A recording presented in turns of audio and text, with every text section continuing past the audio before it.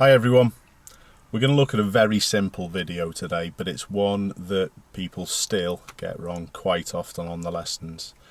This should be done really right at the start of your lessons.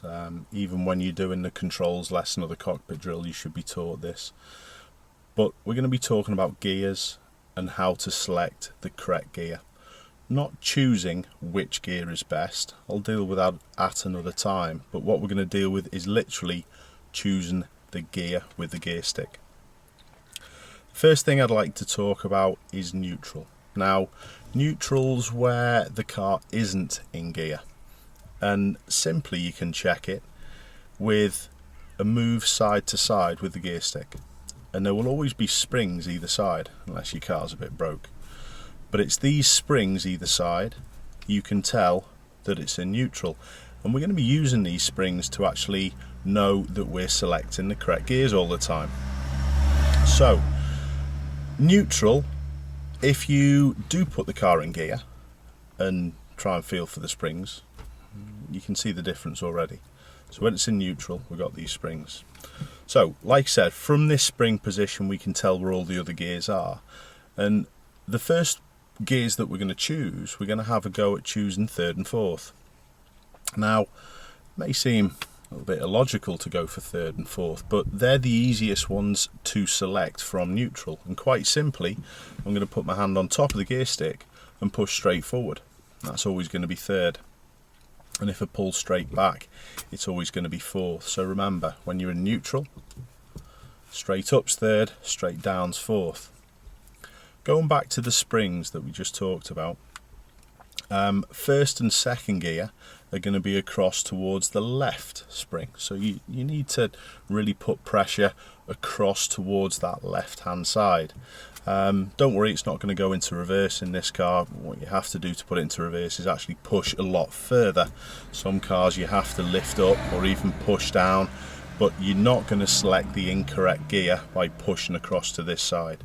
So remember, hand on top for third and fourth.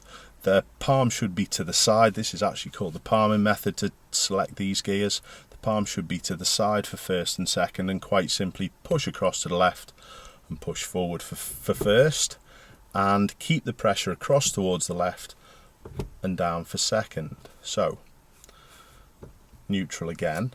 You can probably work out already where fifth and sixth are going to be and what hand position that you should use. Should be your palm the other side, and you pull towards the right hand spring and move up for fifth and down for sixth.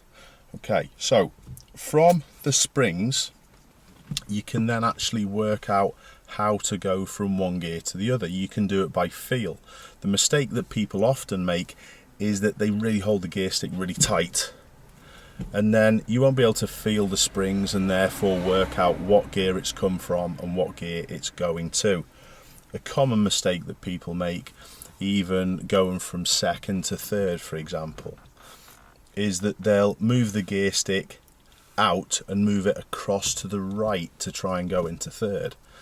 That's gone into fifth. You don't need to actually move it across to the right whatsoever. Coming out of second, you let go and push forward again. So learn where these springs of neutral are, and from the movement of those springs you can work out where the other gears are. Couple of other things. When you are trying to change gear, try not to look at the gear stick. If you're looking at the gear stick, you're not paying attention to what's happening out there, out on the road. And looking at your gear stick, however much your brain's probably telling you that you need to look at the gears, looking at the gear stick doesn't actually tell you what gear to choose.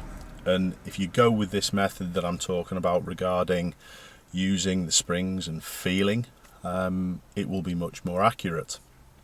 One last little thing, try and remember all your gears are generally in L shapes. What I mean by that, if we're in neutral and we try and go to first gear, a lot of people will try and push first gear on that sort of angle. They'll try and push straight across there. We're always after little L shapes, remember, across to the spring and up for first, not on a diagonal. If we're going into fifth, again, people will try and push it on an angle over there.